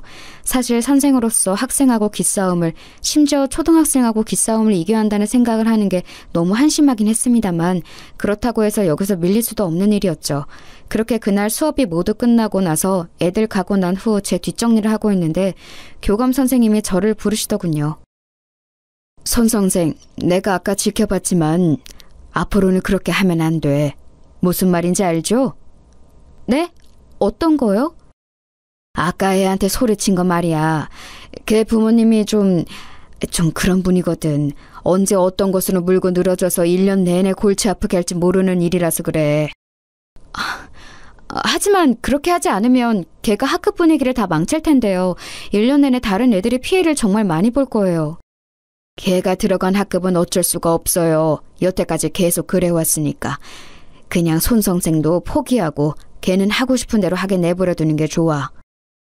교감 선생님은 걱정스러운 얼굴이셨어요. 하지만 동시에 저는 교감 선생님 표정에서 긁어 붓으로 만들지 말아라 라는 의미도 읽을 수 있었죠. 그냥 걔를 내버려두기만 하고 6학년이니 딱 1년만 참으면 졸업시켜서 잊어버릴 수 있다는 뜻이기도 했을 거예요. 학교 현장에서는 정말 어쩔 수 없는 애들을 전학시켜버리거나 해서 학교에서 일단 나가기만 하면 그래도 잊을 수 있었으니까요. 졸업이 딱 1년 남았으니 그 기간만 버티면 된다는 거였죠. 하지만 저는 그럴 수는 없었어요. 그 건방진 학생 자신도 사실 문제죠. 아무리 건방을 떤다고 해도 겨우 초등학교 6학년생이잖아요. 지금 버릇을 고치면 그래도 향후 인생을 살아갈 때 많은 도움이 될 텐데 시도도 안 해보고 항복한 채로 그냥 포기해버릴 수는 없었어요. 게다가 제가 아주 저연차 교사였고 나름대로 청운의 꿈을 꾸고 있던 때였기에 더 그랬죠. 게다가 그 애를 그냥 두면 학급의 얌전한 아이들도 완전히 흐려진 분위기 속에 처할 게 뻔했고 어떤 아이들은 그 버릇을 닮아서 더 나빠질 수도 있었어요. 일단 저는 교감 선생님한테는 그냥 고개를 끄덕이고서 나왔지만 그 다음 날도 또 그 다음 날도 그 애한테 져주지 않았어요. 그 건방진 애는 사사건건 저한테 맞서면서 저를 선생 취급도 하지 않으려고 들었죠. 어떤 때는 저한테 말대답을 하고 어떤 때는 대놓고 무시하면서 책도 펴지 않고 들은 척도 하지 않았었는데요. 그래도 저는 일단 교감 선생님이 하신 말씀도 있기 때문에 소리는 높이지 않았지만 일단 아이 앞에 앉아서 저를 쳐다보고 말을 들을 때까지 차분하게 계속해서 지시했어요. 그 때문에 다른 아이들이 제대로 공부를 배우지 못해서 피해를 입었지만 그래도 학기 초에 애를 잡아놓는 게 분명히 나을 거라고 생각되어서 별다른 도리가 없더라고요. 그런데 그러다가 제가 결국 목소리를 높이고 화를 내게 된 사건이 터졌죠. 그 애가 몰카를 찍으려고 덤빈 거였어요. 제가 치마를 입고 왔을 때 노골적으로 제 치마 밑으로 핸드폰을 넣어서 촬영하려고 들었거든요. 믿어지세요? 겨우 초등학교 6학년생이 그런 짓을 하더라고요. 제가 살짝 교실을 걸으면서 가르치고 있었거든요. 그런데 맨 앞줄에 앉은 그 녀석이 슬쩍 발을 내밀어서 제 쪽으로 뻗더라고요. 저는 그런가 보다 하고 그냥 애들을 보면서 시선을 위로하고 있었는데 다시 돌아서 앞쪽으로 가려다가 밑을 보게 된 거예요. 그 애 녀석이 운동화에다가 핸드폰을 붙여서 제 치마 아래쪽으로 넣어서 촬영을 하고 있더라고요. 저는 저학년을 가르칠 때는 진짜 상상도 못했던 일이라서 순간 열이 뻗쳐서 말이 안 나올 정도더라고요. 저한테 발각된 주제에 그 녀석은 난처해하지도 않고 빙글빙글 웃으면서 핸드폰을 슬쩍 지 쪽으로 가져가는데 제가 빼앗아 버렸어요. 그랬더니 걔가 그러는 거예요. 선생님, 핸드폰 주세요. 지금 제 물건 빼앗아 가는 거예요? 너 이게 무슨 짓이야? 지금 뭐 찍은 거야? 너 제정신이니? 저도 모르게 목소리가 있는 힘껏 높아져 있었죠. 네, 물론 아동한테 큰 소리를 내서도 거친 말을 해서도 안 되는 게 교사의 본분인 것은 알아요. 하지만 이런 상황에서 도저히 침착함을 유지할 수가 없었죠. 게다가 저도 당시에는 겨우 20 중반 갓 벗어난 저연자 교사였고 그 애는 덩치가 커서 거의 고등학생처럼 보일 정도인 애였어요. 제가 얼굴이 새빨개지도록 화를 내는데 그 녀석이 그러더군요. 그 핸드폰 내 거고 내가 찍은 것도 내 거예요. 선생님을 건드릴 권리 없어요. 핸드폰 내놔요. 초등학생 어린애가 딱 저렇게 말을 하더라고요. 진짜 정말 달고 다른 고등학생 양아치 같은 말투라서 순간 정신이 혼미해지더군요. 저는 빼앗은 핸드폰을 그대로 들고 가서 파일 안에 쑤셔 넣었어요. 뒤에서 그 애녀석이 쫓아오면서 핸드폰 내놓으라고 악을 질러대었고요. 안 된다. 너 이거 찾고 싶으면 부모님 오시라고 해. 선생님 치마 속까지 찍으려고 하는 너 같은 학생은 부모님하고 면담을 해야겠다. 최대한 침착하게 말을 하려고 노력했습니다. 정말 노력 많이 했어요. 하지만 목소리가 떨려 나오는 걸 막을 도리가 없더라고요. 어지간한 청소년만큼 커다란 덩치의 남자애가 씩씩대면서 저를 때리기라도 할 것처럼 바짝 붙어서 발을 굴러대는데 제가 진짜 제정신인가 싶었고요. 당연히 반 전체 분위기도 엉망이었지만 저는 미안하게도 학급 아이들을 신경 쓸 겨를이 없었어요. 당장 제가 지금 학생한테 치마 속을 찍히는 짓을 당한 터라 손까지 떨려왔기 때문이었죠. 그 녀석은 저를 때리기라도 할 것처럼 씩씩대면서 제 코앞에서 왔다 갔다 하더니 곧 쾅 하고 교실 문을 박차고 나가버렸어요.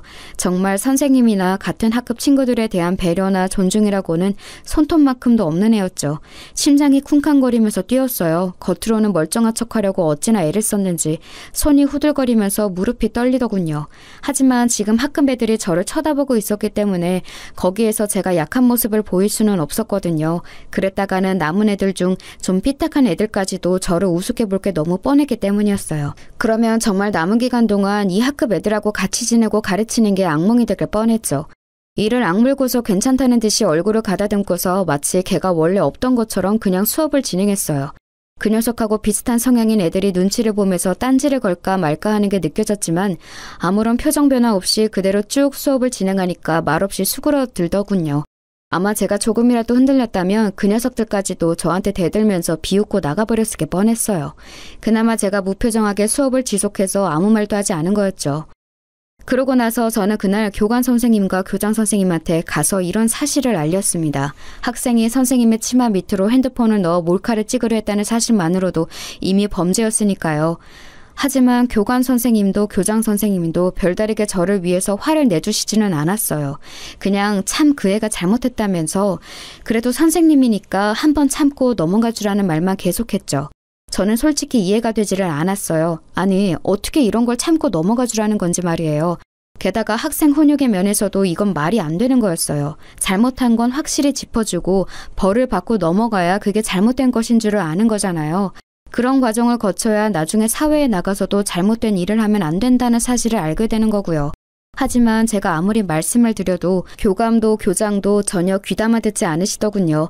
교장 선생님은 도리어 저를 나무라듯이 말씀하셨어요. 거 손선생 좀 참지 그랬어요. 걔 부모들이 아주 골치 아프단 말이야. 얼마나 막무가내인지 알아? 하지만 제가 이걸 참고 넘어간다고 해도 걔가 나중에 어떤 꼴이 될까요? 애를 가르치기 위해서라도 이건 그냥 넘어가면 안 되는 거라고 생각합니다. 그거야 우리가 알 바가 아니지. 이제 애들의 미래를 우리가 책임진다는 생각은 버려요. 그런 마인드로는 애들 가르치는 일 길게 못하니까.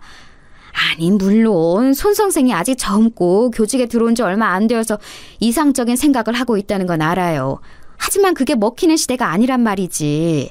손 선생 본인은 물론이고 다른 학생들이나 선생님들까지도 다 너무 골치가 아파진다고. 본인 혼자만 힘들고 마는 게 아니란 말이야. 교장 선생님은 답답하다는 듯이 저한테 그렇게 꾸중을 하셨습니다. 제 잘못은 아무것도 없는 상태에서 상사한테 싫은 소리를 듣는 그 상황이 정말 이해도 가지 않고 납득도 되지 않더라고요. 저도 원래 그렇게 얌전하거나 고분고분한 성격은 아닌데 그래도 아직 저연차 교사이기도 했고 학교라는 조직의 분위기상 항상 다소곳한 태도를 유지하고 있었어요. 그래서 교장 선생님한테도 그때 아무런 말대답을 하지 않고 그냥 듣기만 하다가 나왔었죠. 나와서도 정말 속이 뒤집혀서 퇴근을 할 수가 없더라고요. 교장, 교감 선생님과 한참이나 이 이야기를 하고 난 다음이라 이미 해가 거의 저문 다음이었는데요. 교무실에서 선생님들은 많이 퇴근하시고 난 다음이라 저는 한숨을 쉬면서 애한테 빼앗았던 핸드폰을 책상 위에 올려두었어요. 어차피 패턴으로 여는 것이라 저는 알 수 없었고 애 부모님이 오면 면담한 다음에 열어서 제 치마 속 촬영한 영상을 지우게 해야 할 거라고 생각하고 있었거든요. 그런데 그때 제 핸드폰으로 전화가 오더라고요. 번호를 보니까 그의 부모님 번호였어요. 저는 애들 번호는 물론이고 부모님 번호까지 다 꼼꼼하게 저장을 해두었거든요. 그 애는 아마 저한테 혼나고서 곧장 부모님 퇴근하자마자 이야기를 한 것 같더군요. 그래서 마음을 단단히 먹고 걔 부모님한테도 쓴소리를 좀 하겠노라 결심한 이후에 전화를 받았죠. 그리고 통화가 연결되자마자 제가 여보세요라는 말을 꺼내기도 전에 전화에서 거의 귀가 찢어질 것처럼 엄청난 소리로 욕이 쏟아져 나왔어요. 아마 들어보지 못한 분들은 잘 모르시겠지만 전화기를 통해서 그 아기가 가득 눌러 담긴 상대방의 욕설이 저한테 쏟아지는 걸 들으면 거의 정신이 멍멍해질 정도예요. 저는 핸드폰을 들고서 대체 이게 뭔가 싶어서 멍하니 있었어요. 제가 알아들을 수 있는 말은 맨 끝에 문장 하나 정도였죠. 네가 교사면 다야? 너 내가 내일 학교 가서 죽여버릴 테니까 그렇게 알아. 신경질적인 남자 목소리였습니다. 보통은 어머님이 먼저 전화를 하시고 그 후에 면담이 잘 진행되지 않으면 아버님께 전화를 드리는 경우가 많았는데 이번에는 먼저 애 아버지가 먼저 전화를 한 거였어요. 정신이 멍멍해서 대답도 제대로 못하고 있는데 그대로 전화가 끊어지더군요. 저는 멍청한 상태로 앉아 있었어요. 다시 전화를 해서 사정을 설명을 하고 이야기를 나눠보아야 할 것 같은데 도저히 그럴 수가 없더라고요. 그렇게 일방통행으로 욕설을 얻어먹었는데 바로 정신이 차려질 리가 없지 않겠어요? 그래도 한참 앉아있다가 손이 떨리는 걸 가라앉히고서 다시 그 번호로 전화를 해봤지만 저쪽에서 딱 끊더군요. 몇 번 더 해봤지만 계속해서 끊어버려서 저는 결국 아무것도 하지 못한 채로 퇴근을 할 수밖에 없었어요. 가족과 함께 살고 있었기 때문에 제 얼굴이 어두운 걸 보고 엄마가 급히 따라오면서 대체 무슨 일이냐고 물으셨죠. 아, 너 왜 그러니? 무슨 일 있어? 얼굴이 너무 안 됐다. 별거 아니에요, 엄마. 그냥 좀 피곤해서. 애들이 말 안 들었어? 뭐 과일이라도 깎아줄까? 괜찮아요. 필요하면 이야기할게요. 저희 엄마는 가정주부로 평생 살아오신 분이라 굉장히 심약하셨거든요.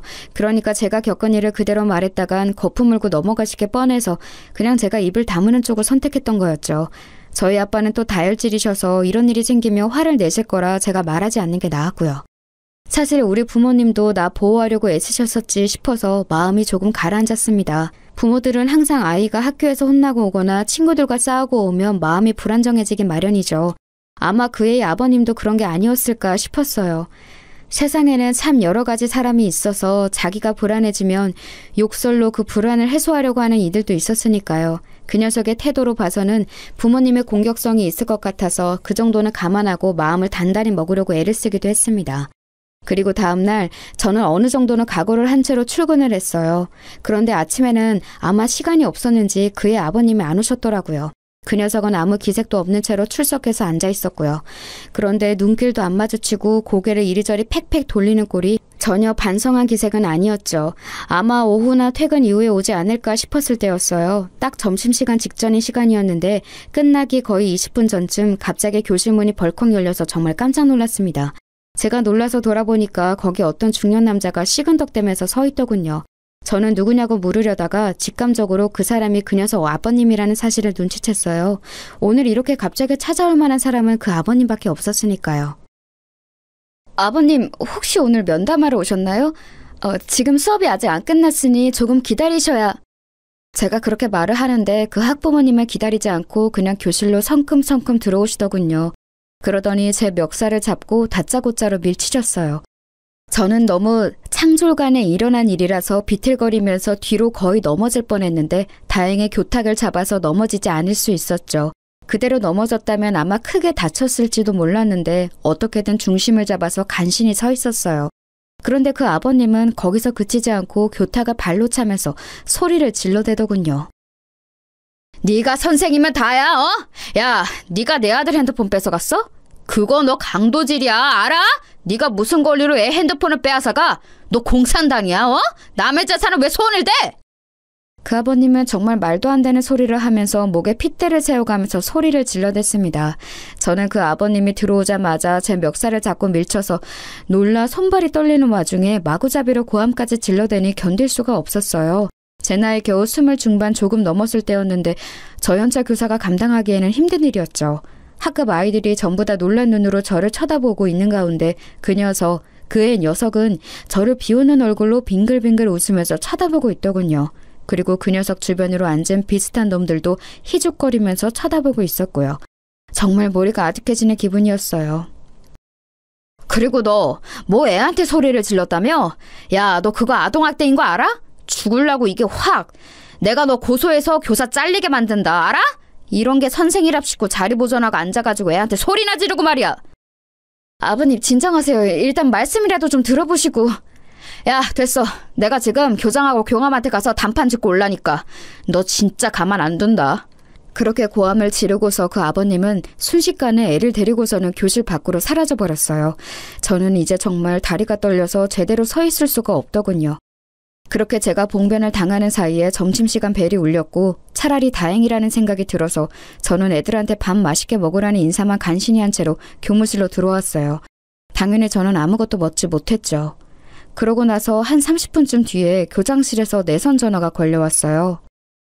손 선생, 다시 그 아버님께 전화드려서 정중히 사과드려. 그리고 애한테 핸드폰 돌려주면서 또 미안하다고 사과 꼭 하고. 안 됩니다.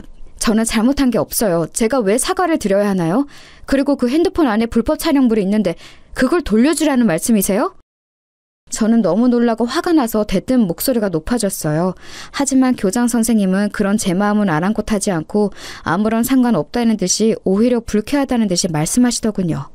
아니 송 선생, 지금 나한테 말대꾸하는 건가? 내 지시에 따르지 않겠다는 거야? 선생님이 되어서 교장 지시에 안 따르겠다면 어쩌자는 건가? 지금 잘 처신해야 해. 나도 그 아버님한테서 손 선생 보호를 못 해줘. 하지만요. 그 아버님 이 동네에서 오래 살고 성격도 험한 양반이야. 지난번 걔 4학년 때도 담임선생님 고소해서 교사 바뀌었던 거 모르나? 내가 보호해줄 수가 없는 사람이라고. 속이 울컥거리더군요. 교장 선생님 말씀대로 사실 제가 뭘 할 수 있는 게 없었어요. 그 아버님 심지어 학교 앞쪽 골목 있지? 거기 정비소 하고 있어. 동네 학부모들하고 사이가 좋아서 한번 그 사람이 물어뜯기 시작하면 진짜 골치 아파진다고. 머리가 아프더군요. 교사라는 직업을 가진 이상 학부모와 소통을 하는 건 피할 수 없는 부분인데 게다가 그쪽에서 제 직업을 망가뜨리려 한다면 제가 저항할 수단조차 없는 게 현실이었죠. 그래서 저는 멍하니 교무실에 앉아 있었어요. 교장 선생님이 말씀하시길 걔 아버지가 학교 앞 골목 정비소를 한다고 했었죠. 그런데 안 돌아가는 머릿속으로도 저희 집이 가지고 있는 건물이 그쯤에 있고 거기 1층에 정비소가 있다는 게 생각이 나더라고요.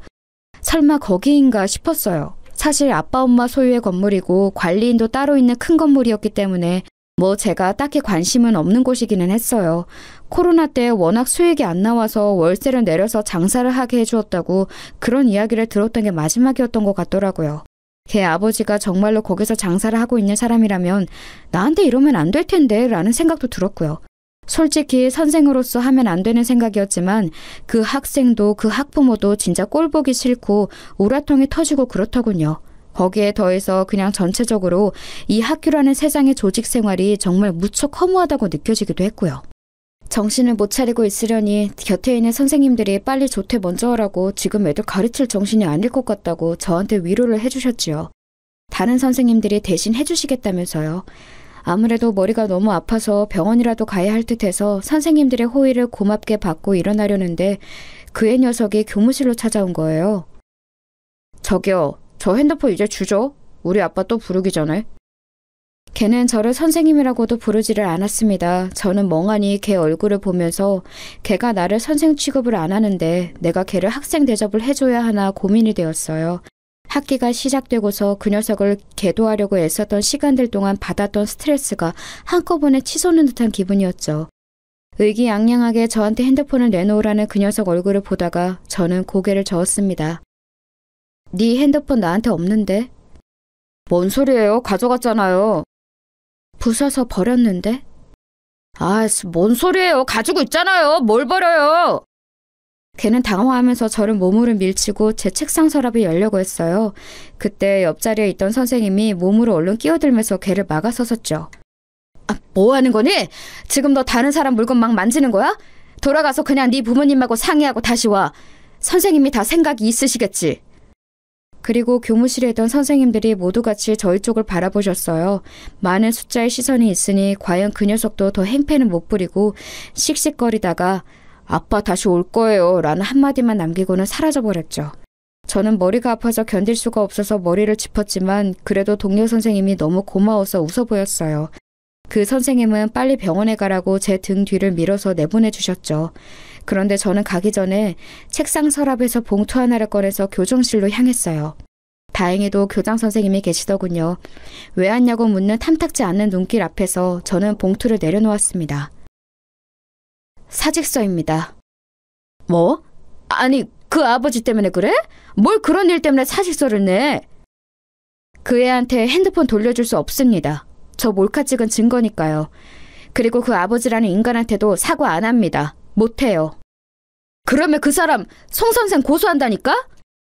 하라고 하세요.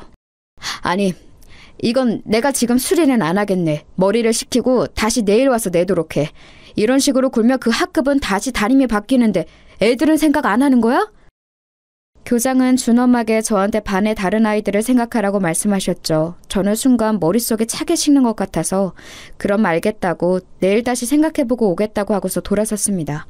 조퇴하는 길에 마음이 정말 두 갈래였어요. 그래도 대학부터 임용고시 교사로 임해서 현재까지의 모든 세월을 다 허송세월로 돌리게 되는 사직서보다는 이번 일 그냥 꾹 참고 넘어가는 게 낫지 않을까. 하지만 그렇다고 이런 환경 속에서 계속 교사 일을 끌고 가는 것보다는 아예 그만둬버린 게 낫지 않나. 머릿속이 정말 혼란스럽더군요. 게다가 제가 그만두면 반의 담임이 또 바뀌게 되니 얌전하고 순한 다른 학급 아이들은 피해를 보게 되는 거였어요. 그래서 너무 고민이 되어 집에 가서도 멍하니 정신을 차리지 못하고 있는데 제 핸드폰으로 전화가 오더군요. 번호를 보니까 또 그 아버지였어요. 저는 그냥 번호를 내려다보다가 받지 않고 끊어버렸죠. 그러더니 전화가 또 오고 계속 끈질기게 오는 거예요. 마치 무슨 스토킹이라도 하는 것처럼요. 저는 정말로 핸드폰을 그냥 꺼버릴까 했는데 사직할 각오까지 한 마당에 대체 이 인간이 또 무슨 소리를 할까 궁금해서 한 10통쯤 전화 왔을 때 전화를 받았어요. 그랬더니 예상했던 것처럼 또다시 욕설이 줄줄이 튀어나오더군요. 야, 너 내가 기회 줬는데 또 애한테 지랄했어? 뒤진다 진짜. 교장이 설설 기면서 한 번만 기회 달라고 해서 봐줬는데 핸드폰을 부쉈다고? 너 제정신이냐? 저는 이게 욕설 듣는 처음이 아니라서 이미 익숙해진 건지 그렇게 막 화도 안 나더라고요.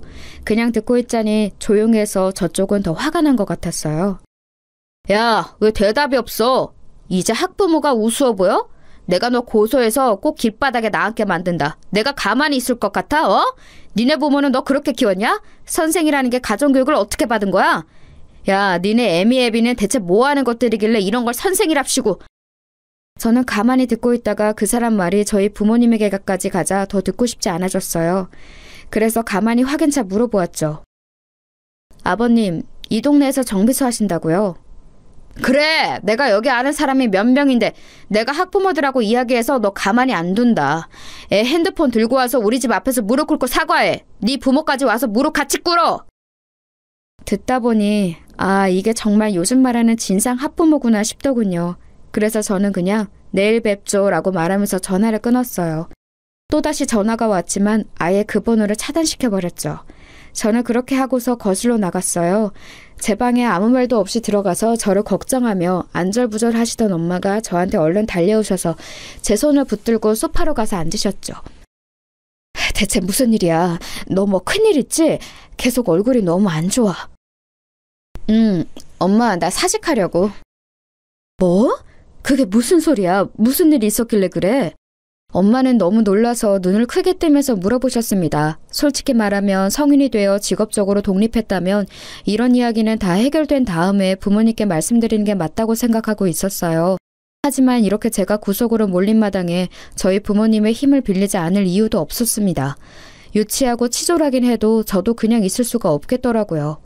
제가 그동안 있었던 일을 이야기하자 엄마 얼굴색이 새파랗게 변했다가 새하얗게 변했다가 아주 난리가 났더라고요.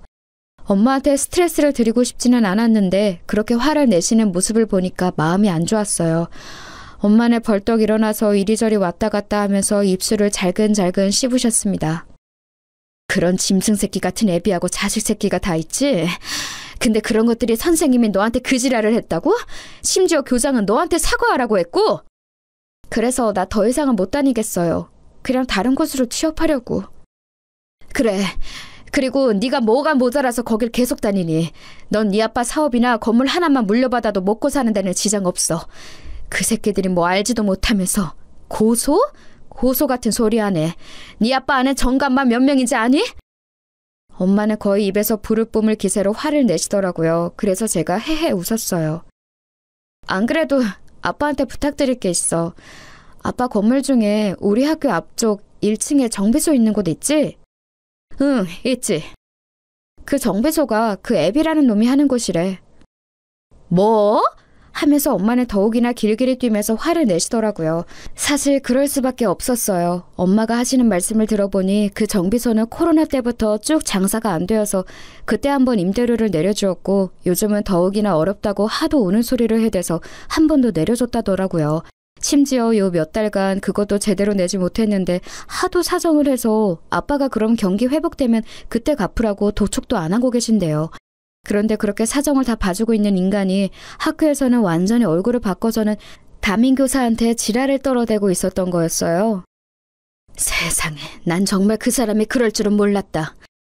엄마는 너무 어처구니가 없다는 듯이 말씀하셨어요. 그 인간이 부모님께 사정을 할 때는 그렇게 세상에 없이 가련하고 가엾은 가장처럼 말했다고 하시더라고요. 애가 둘에 아내도 아픈데 장사가 안 되어서 너무 힘들다고 제발 한 번만 봐달라고요. 돈이 없어 생활도 힘들다고 했다고 하는데 그렇다기에는 제가 입수한 애 핸드폰이 아주 최신형이더라고요. 제 것보다도 훨씬 더요. 그리고 곧 아빠가 돌아오시자마자 엄마하고 저는 그 사정을 전부 아빠한테 이야기했어요. 아빠는 평상시에는 자상하고 다정한 분이지만 한번 화가 나며 급발진도 그런 급발진이 없거든요. 아무 말 없이 저와 엄마 이야기를 듣고 계시더니 아빠는 곧 말씀하셨어요. 너 내일 아침 일찍 사직서 내고 와라. 교장 이야기 들을 것도 없다. 네가 애들 가르치는 걸 좋아해서 교사를 직업으로 삼은 거지 생계 때문에 돈 벌어야 하는 것도 아니잖아. 그런 곳에서 네가 고생할 필요 없다. 아빠는 딱 잘라서 말씀하셨어요.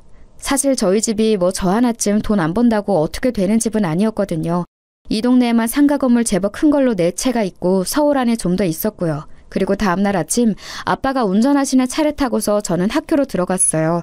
일부러 조금 늦게 가서 학생들이 드문드문 등교하고 있었죠. 저는 차에서 내려서 곧장 교장실로 갔어요. 커피를 마시려던 교장이 놀라서 저를 돌아보는데 그냥 사직서를 내려놓고서 돌아서서 나와버렸죠. 그리고 아빠가 기다리다가 차에서 내리셨어요. 저희 아빠 차가 좀 겉으로 보기에 많이 튀는 외제차라서 운동장에 세워놓으니 학생들이 수군대면서 지나가는 게 느껴지더라고요. 약간 쪽팔리기는 했지만 어쨌든 아빠하고 같이 학교 앞쪽 그 정비소 쪽으로 갔어요. 학교 앞 골목 하나만 건너면 되는 곳이라서 상당히 가까웠죠. 정비소가 아직 열기 전이었지만 어차피 그 뒤쪽에서 살림집하고 같이 있는 형태라서 아빠가 곧장 그 정비소 사장한테 전화를 걸었어요. 저한테는 그쪽 목소리가 들리지도 않았지만 아빠가 짧게 몇 마디 하니까 나오겠다고 하는 것 같더군요. 그러고서 채 3분도 안 지났는데 헐레벌떡 사장이 튀어나왔어요. 바로 그 싸가지 없는 애녀석 아버지였죠. 순간 그 사람은 저하고 눈이 마주친 채로 무슨 일인가 헷갈리는 얼굴이었어요. 그리고 아빠가 그 사람한테 그러셨죠. 인사해. 내 딸일세. 안녕하세요. 초면은 아니죠? 제가 그 아저씨를 노려보면서 말하자 순간 말이 안 나오는지 어버버거리기 시작하더군요. 아니 그 사장님 이 아가씨 아니 이 선생님이 사장님 따님. 그래 내 딸이고 내가 어젯밤에 아주 충격적인 이야기를 들었네. 아빠의 표정은 무서울 정도로 굳어있었고 그 사람은 얼굴이 창백하다 못해 헬쑥해지기 시작했어요. 뭐라고 답변할 말도 찾기가 힘든 듯 그 사람은 손을 떨기 시작했어요. 자네 덕분에 내 딸 사직서 내고 오는 길일세. 그동안 내가 자네한테 임대료도 받지 않았던 게 너무 후회가 되는군. 사직서를 내셨다고요? 아니 그게... 고소하실 거면 하세요. 저도 아빠 변호사 좀 빌려서 쓸 테니까. 안 하시면 저희가 고소하려고요. 제가 무표정하게 말하자 얼굴 표정이 진짜 볼만하게 변하더군요. 이번 달 안으로 가게 비우게. 지금까지 안 낸 임대료도 이번 달 안으로 내고. 안 내면 고소장 받게 될 거야. 라고 말씀을 남기시고서 아빠가 돌아서셨어요. 그 아저씨가 달려와서 아빠 바지가랑이를 붙들고 늘어지는데 아빠가 저 먼저 집에 가라고 손짓을 하셨죠. 그러고서 저는 그냥 집으로 와버렸어요. 아빠한테 매달리고 울고 불고 난리였던 모양이지만 아빠가 봐주지 않고 곧장 가게 비우라고 선고를 해버리셨더라고요. 안 그러면 정말 법적으로 절차를 밟는다고 하셔서 결국 그달 안에 그 정비소는 허겁지겁 이사를 나갔고요. 물론 살림집도 같이 있었으니 거의 나앉다시피 한 모양이었어요.